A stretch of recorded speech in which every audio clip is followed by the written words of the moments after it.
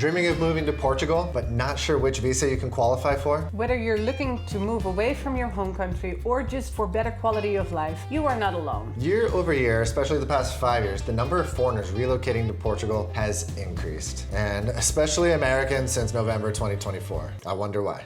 But figuring out how to legally move here can be overwhelming. And with all the visa options, which one is right for you? So in this video, we're going to show you 9 different visas to give you a better understanding of your options for moving to Portugal. Let's go. Hi everyone, welcome back to Nations Without Borders. My name is Josine. And I'm Eric, and together with our daughter, Nora, we are the Nation family. We're a American and Dutch and now Portuguese with Nora because she was born here family. We were digital nomads for over 8 years, but we moved and settled in Lisbon, Portugal a little over 3 years ago. So on this channel, we share practical tips about living in Portugal, moving here, and how to travel the world as a family. Now, before we get started on today's video and show you all the different visa options, let me just save you a little bit of time and tell you the easiest way to acquire a visa to get access to the EU is to marry a European citizen. Bada bing. Yeah, so that worked for him, but there are plenty other visas available for non-EU citizens. Today, we're tackling one of the biggest hurdles for anyone moving to Portugal, and that is the Portuguese visa system. If you're not so fortunate to fall in love with a European citizen, there are plenty of other visas that hopefully you can qualify for. So today, we're gonna cover the Type D long stay visas, plus also Family Reunification Article 15, which is the one that I used if you do happen to marry a European citizen. You were lucky, huh? And make sure that you watch till the end because we're going to share some pro tips on how to get started today and a referral to our immigration attorney that helped us. And how to take action now. So let's go. So we get friends and viewers asking, how do I move to Portugal? Is there a visa that I can apply for? There isn't just like one way. There is around 9 different long-term stay visas under what they call the Type D visas. Also, there's some family reunification visas, which we'll go into, but at a high level, the process for getting a visa is kind of 2 steps. Yeah, that makes it sound like it's an easy process, like just 2 steps, but it's actually much longer than you think. Step 1 starts in your home country. You have to go to the Portuguese consulate in your area or the embassy to obtain the entry visa, which is valid for around 120 days. Yeah, so obviously there's not a Portuguese consulate or embassy in every city or state around the United States. You have to search for whichever one's closest to you. After you complete step 1, which is getting the entry visa from your home country, the next step would be to fly to Portugal, move there with all of your stuff. And then step 2 is obtaining your residency card through AMA, which is the Portuguese Immigration Office. And once you get your residency card, that is what allows you to stay in Portugal for the temporary period of 2 to 5 years. And then after that, after 5 years, you can apply for your permanent residency or even your passport. Yeah, but let's not get ahead of ourselves here. Let's set some expectations first. So you have the entry visa from your home country and you're getting here. You're trying to get that appointment with AMA, right? That's gonna take months, if not over a year. And what she means by that is AMA has a substantial backlog with tons of applicants. Like we said earlier in the video, especially in 2025 in the United States with everything going on over there. But yeah, they have a backlog. So once you get over here and you apply for your permanent residency card, you have to wait till you get an appointment. And there's been stories of people that have been waiting a year, sometimes even longer, to get that appointment. Now you might be thinking, well, if I'm only allowed to be there 120 days, doesn't that mean I'm there illegally? Technically, yes, but like if you have the documentation showing that you're waiting for an appointment, then it's okay. It took me longer than that to get my appointment, so. Yeah, and you had a letter from your... Yeah, I had a letter from my immigration attorney stating the situation, so in case I needed to leave Portugal to go to a different EU country and come back, that hopefully immigration wasn't gonna hold me up. So patience is not just a virtue in this process, it's a necessity, and if you don't have it, you'll learn it, or you might give up out of frustration. Don't underestimate the time and effort involved. So starting early with collecting all your documents is key in this process. Now, we can't cover every single visa in detail in this video, because like we said, there's 10 of them, and that would be like a 2-hour long video or more. We're trying to keep this video under 20 or 30 minutes, so think of this video like an overview, your like essential guide to getting started to where you have the basic knowledge of each visa, and hopefully by the end of it, our goal is for you to understand which visa you can hopefully qualify for. And there's tons of articles and other videos on the internet that do a deep dive into each visa. That way you can get started. Yeah, so we're gonna talk about all the D visas first, D type, so D1 to D9, and then after that we're gonna talk about Family Reunification Article 15, and that's what you used. So let's get started. All right, D1, for the ones that are coming to Portugal for work. Yeah, so this visa, the D1, is for professionals who have accepted a job from a Portuguese employer, obviously here in Portugal. And that contract must be valid for at least 12 months or longer for you to qualify. And it's important that your Portuguese employer has obtained an authorization letter from the, let me look it up right here.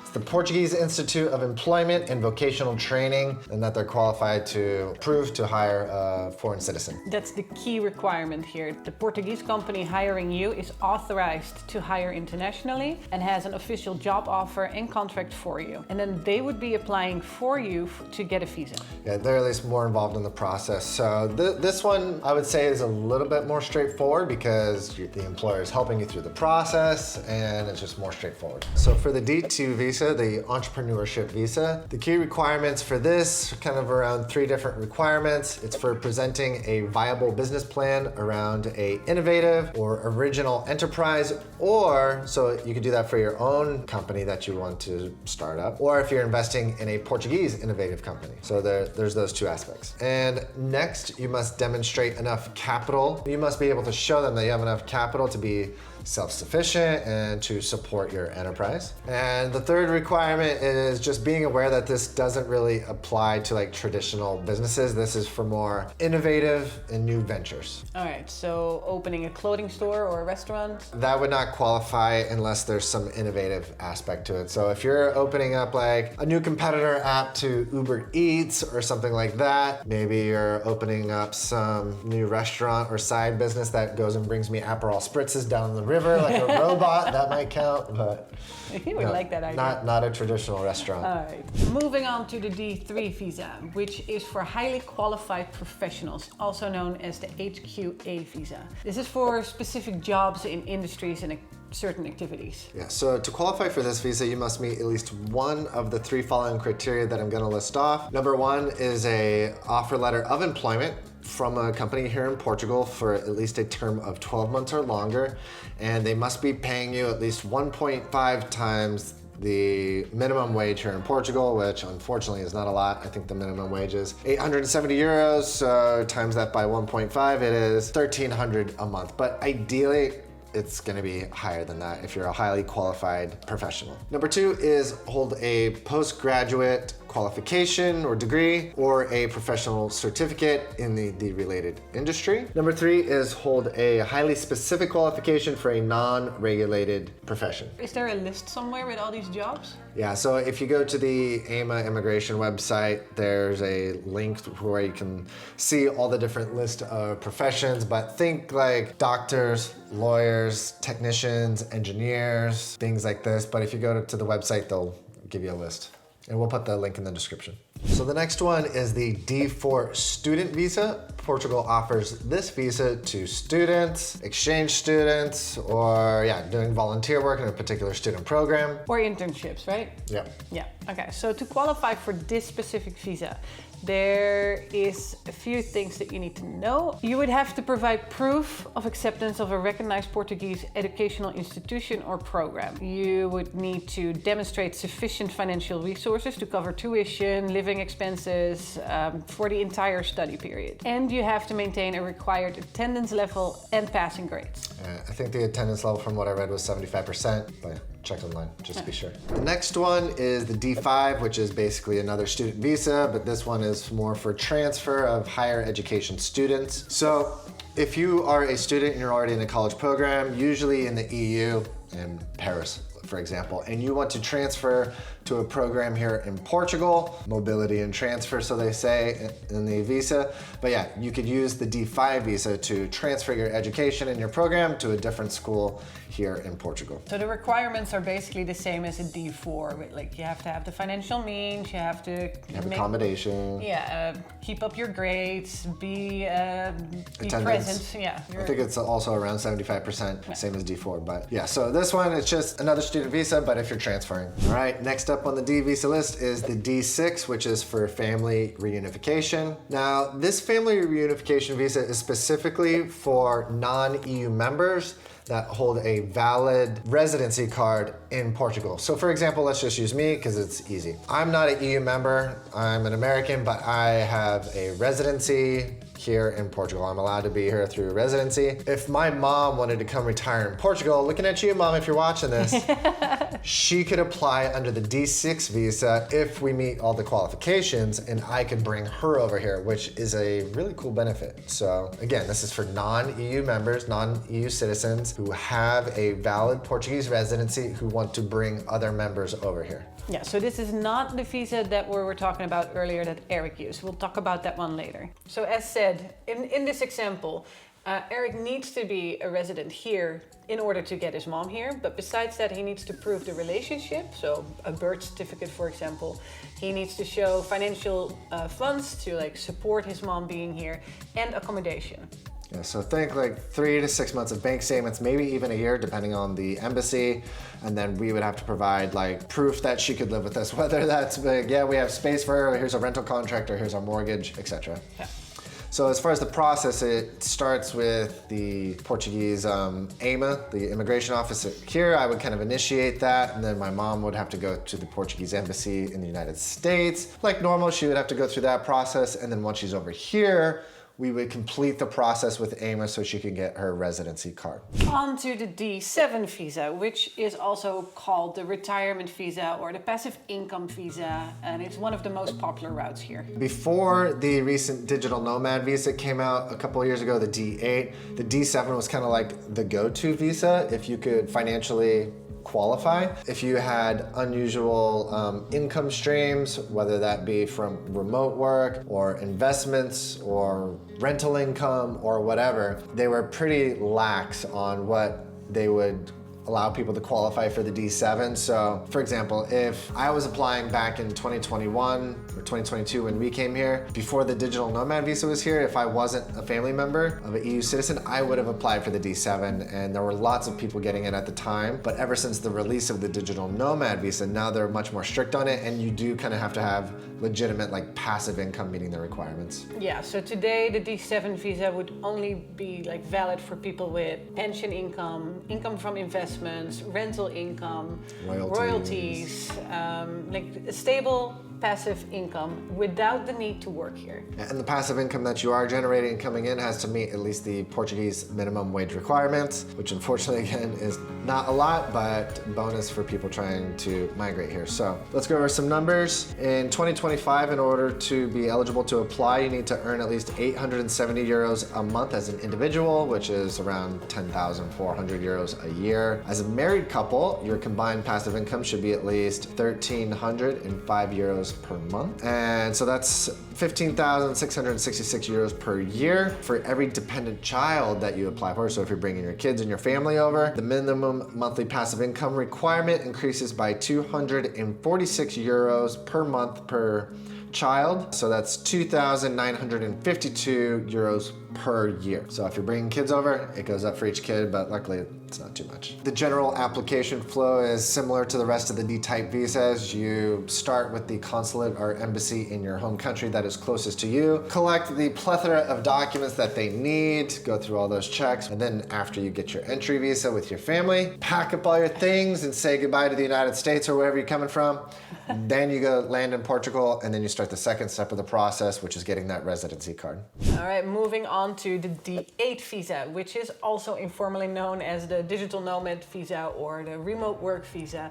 It's the latest addition to all the type D visas here. Yeah, this visa was created around 2022.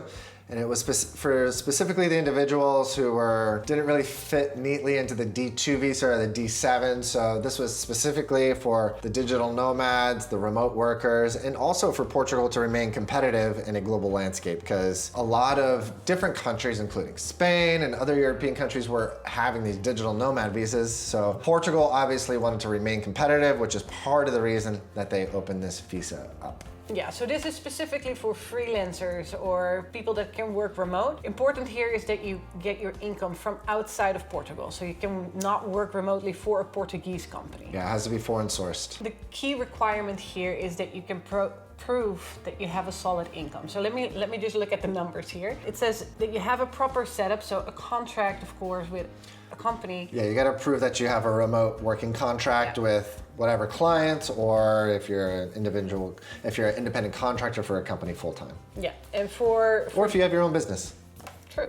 For this year, the requirement is that you earn at least 4 times the Portuguese minimum wage, which is around 3,500 euros a month. And you have to demonstrate that you have savings, often equivalent to like 12 months of that income. And besides that, you need to prove that you have accommodation here. So a rental contract or, well, anything that proves where you're staying. Just be aware that there is sometimes a backlash from Portuguese citizens that are blaming digital nomads for the raise in prices of housing and rental income. So if you are a digital nomad coming here, just be aware and conscious of that and do not contribute to the rising housing prices. Don't come here, buy a home, and then rent it out for exorbitant prices that is going to affect the rest of the housing market. So just be conscious and be responsible if you come and live here. Yeah, another tip here is that when you're looking for a place to stay here, for example in Lisbon, don't post your budget for rent on a Facebook page. Like, hey, I'm looking for an apartment and this is my budget. Don't name your number, let them come to you with their numbers, because you're only raising the prices if you're sharing your budget right away. Next on our list is the last of the Type D visas, which is the big kahuna,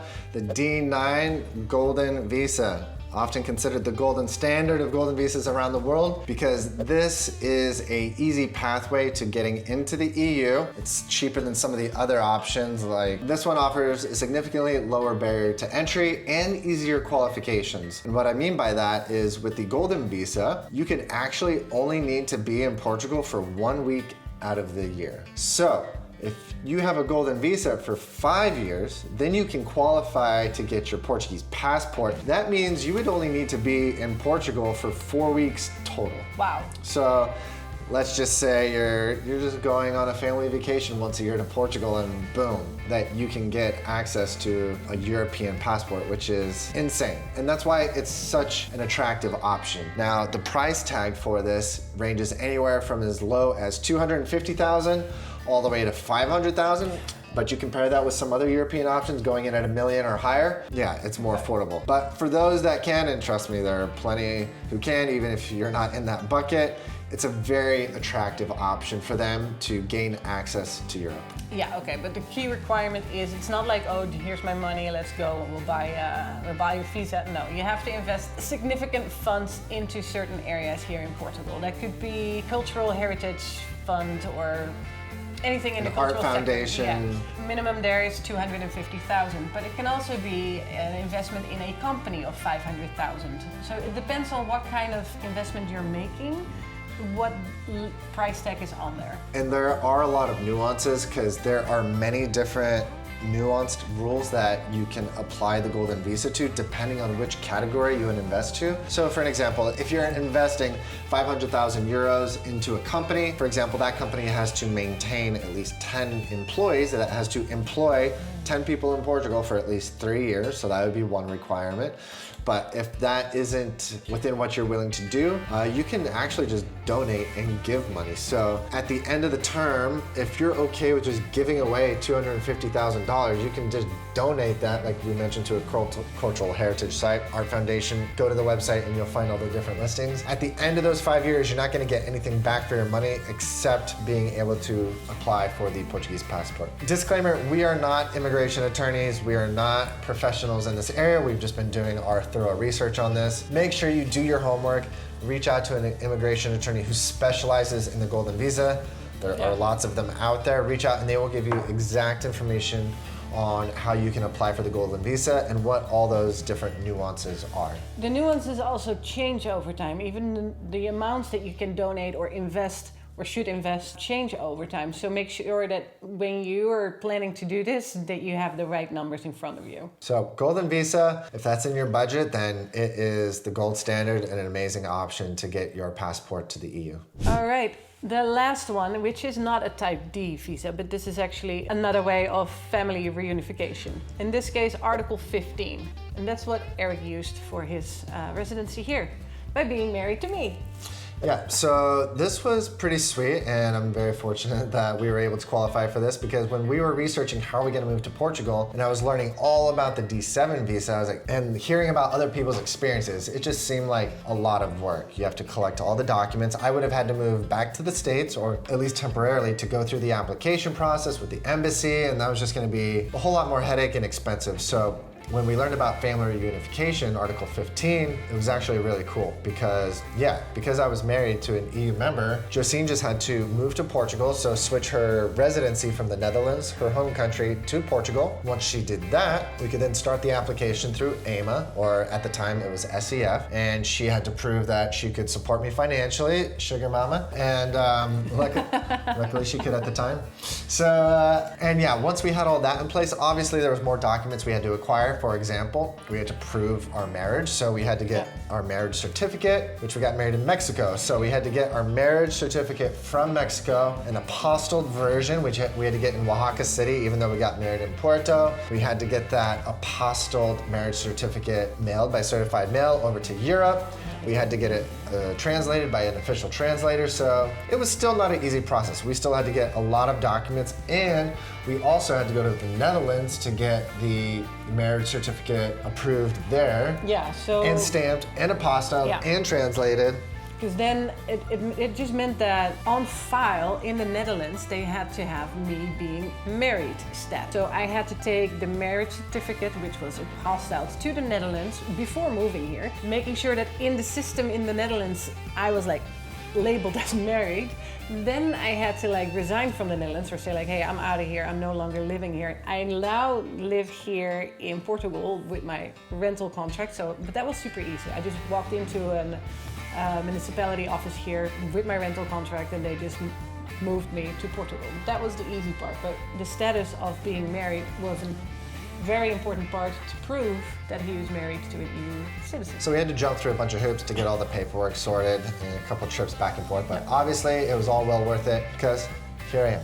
Yeah. One thing to note though, when you're researching family reunification visas, it can be confusing because there's different ones. There's the D6 one, and then there's Article 15 one. And when you read the documentation online on the various websites through AMA, like the documentation wasn't really clear on the differences and the requirements, so you really kind of had to like read between the lines and do further research. And looking up different Facebook groups for immigration, such as the American and Friends in Portugal, really helped out a lot. Now we talked a little bit more about all the documentation that we needed to get Eric his visa, but for every visa there's sort of the same list of 11 documents that you probably are gonna need. 11-step process. Yeah, so let's go over all of those. Yeah, let's kick it off. Yeah.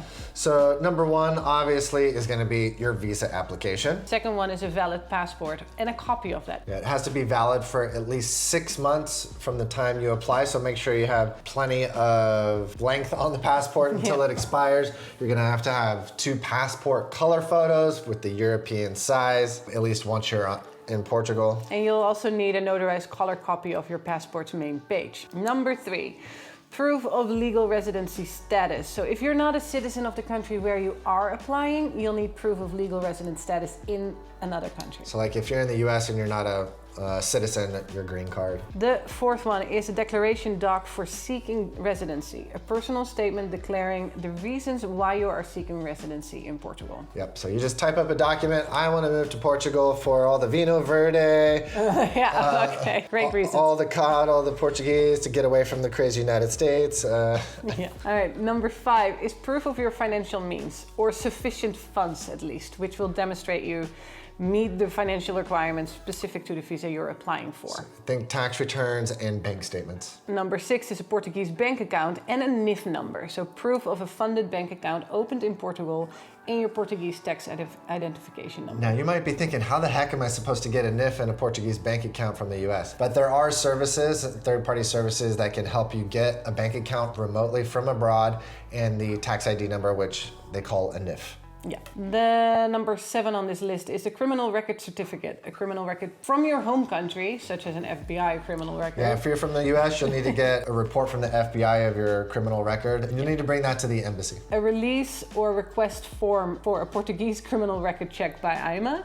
Yeah, that's a specific form that AMA will have you. Then you'll need health insurance, number 9 on the list. So you'll need your own private health insurance for coming to Portugal, so you don't burden the Portuguese system, obviously. Once you're later an actual resident, you can switch to Portuguese health insurance, but for entering and to get your visa, you gotta have your own health insurance. Health insurance that covers you here in the EU. Number 10 is proof of accommodation, a rental contract or Airbnb. Yeah, so that's one of the other challenges, is that even though you're not here, you're gonna have to have a rental contract or something where you have accommodation. Some people, if you can afford it and it's on your budget, you come here, you get boots on the ground, you do recon, you research which city you wanna live in, and you try and get a real estate agent to help you find a rental. That's the ideal scenario. If you don't have time or money to do that, you can still find a rental from abroad. You reach out to a real estate agent that helps people find these remote, and reach out to us and we can give you a recommendation. Yeah, and the last one of the documentation list is a birth certificate and marriage certificate if that's needed. Yep. So those are the 11 documents. It's quite the list, but yeah, you'll get there. This kind of explains to you already with like how lengthy this process can be, because you need to have all these documents in the right way. As in our example, for our marriage certificate from Mexico had to be apostilled in Mexico within 6 months of when we were applying. So we actually had, by the time we got our appointment with IMA, the date of the apostille on our marriage certificate had been more than 6 months. So we had to re-get it and get it sent to us, which cost like $700 in the end. I was so pissed, but that's Portugal for you. So it's nice that we said in the beginning it's a 2-step process to get your visa here. It entails a whole lot more than just those 2 steps. No, just the high level. Apply in your home country, apply in Portugal once you're here. And that's it. But in the meantime, get all those documents. So I would say get those documents before you even apply. All right, so next on the video, we want to help you out in getting started and give you some pro tips on how you can take action and get started with your journey and moving to Portugal. Yeah, so by now you probably have an idea which visa fits you best, which one you want to which one you want to go for, or maybe you're still doubting between the 2. So start by researching those visas that you're interested in, with like what are the actual specifics for 2025. Yeah, so depending on the visa, you can go online and look at YouTube videos or articles. There's a ton of information out there on each of these visas. That way you can make a checklist, Excel, whatever, Google Doc, make a checklist of all the documents you need. But one thing to note is there's a ton of information out there, and I know it can be overwhelming. You might be researching this and be like, hell, this is too much. I'll just stay in my home country. But don't get stuck in analysis paralysis. You know, the first step is just take action, do your research, and you can kind of take 2 pathways on this. There's the DIY, do it yourself, and that's the more budget-friendly approach. That way you're not having to pay immigration attorneys to help you out along the way. And if you're a more self-sufficient person and you like doing things yourself, it's gonna require more work and more effort and more time, but it is doable. In fact, there's a Facebook group called American Friends in Portugal. They have like over 50,000 members, and it's the resource that I used the most during my journey. And it's amazing because people are posting in there a lot. It's very active, so you get to hear other people's perspectives, and from their experiences, you're like, oh, this person made that mistake, or they did this differently, and that's how they did it. So you learn all these little pro tips and what not to do and what to do that really helps you get through the process. So one of my #1 recommendations is joining that Facebook group if you're American, obviously. Yeah. And I think there are other Facebook groups for different home countries. I would even say that even if you're not American, there's a lot of information there that can help. It's very informative. Yeah. And that's how I learned the difference between the D6 Family Reunification and Article 15, and those different processes in there. So it's a great community. They provide lots of free guides, generous of the admins. So thank you, admins, if you ever watch this. But they provide lots of free guides with step-by-step on what you need to do, the documents you need and everything that. So I can't hype up that group enough because they were invaluable to me during my process and they will help you out. So join that Facebook group. We'll link in the description to that group to make it easier. Another thing you want to do is kind of get a feel for what it would feel like to move your whole life here. It's a big step. And if you're going to spend months and months relocating your life, selling all your belongings in the United States, disconnecting, collecting all these documents, it's a big move. So you want to make sure that, you kind of want to be as confident as you possibly can be in your decision to move here. So if you can, if it's in your time and budget, book a trip to Portugal, kind of pick the cities that are maybe the most interesting to you and spend a couple weeks here. Drive around, go to Porto, go to Lisbon, go to the Algarve, get a feel for what it's like, get vibe, get boots on the ground. And then after that, you'll be either super stoked, you're like, hell yes, I am moving to Portugal, this is amazing. Or you might find that maybe this country isn't for you. There's a lot of people that do that. Like they book a 3-week holiday and they drive from city to city and they have like a list of little towns or stuff that they want to explore and see like maybe here, what's it like here? Is it too remote? Do people speak English in this small town? Because it looks amazing, but can I blend in? There's so many details that go into visiting a place with the idea of can I move here? I would never move somewhere that permanently without visiting first. Takeaways: start connecting, start researching, Facebook groups, YouTube channels, reading articles. If you can, take a trip here and get boots on the ground to get a feel for it. And instead of keeping your eyes on the end result and thinking, wow, that's so far away, that's gonna take so much work, keep the mind frame of like, it's gonna be fun. Think of the process and the journey to get there and enjoy that and embrace that process. You're gonna learn a ton along the way. It's fun. Yeah, we wish you luck on that journey. All right, we hope that this overview helped you understand all the main options you have in terms of visas to move to Portugal. In this video, we covered 10 different options, D1 through D9 with the famous Golden Visa, along with Family Reunification if you get to marry a Portuguese citizen. And also, if you're already here and you're watching this video and you have a crazy story of how you got your residency, because everyone has a story about interactions they had with the consulate or the embassy or how it was such a struggle. So leave us a comment down below if you feel like sharing, because we always like connecting with other people who are already here as well and hearing their stories. It helps other people that are thinking about moving here get a better idea of what to kind of expect. Yeah, it sets expectations for sure. Also, like we mentioned, there's kind of two ways, the DIY path, or if you want to hire an immigration attorney to help you and your family migrate. If you are a person who would rather have some assistance or you have a complex situation and you would like a referral to an immigration attorney, drop us a comment down below and we will refer you. The one that we used is called RME Legal. If you go to rme-legal.com, you can go to their website. They are an international law firm based here in Portugal, and they handle things like taxes and immigration and real estate. And they helped me on my journey to getting my residency card, and they were super helpful, great customer service, really responsive, and they helped us out a lot. So I can't recommend them enough. And if you would like to reach out to Raquel and her team, you can go to their website at rme-legal.com and make sure they tell them NWB sent you and they'll help you out. And if this video was helpful to you or there were takeaways for you, please hit the thumbs up for this video. It really helps us. Also, we're going to publish a lot more videos in the future about our lives here in Portugal, about our immigration process, or who knows what else comes on our pathway. But if you're interested in hearing more and about our experiences, sign up, subscribe, because then you'll be the first to know. All right, so if you made it this far to the end of the video, as always, thank you very much for watching. We appreciate you. And remember, Explore life beyond borders. Bye. Ciao.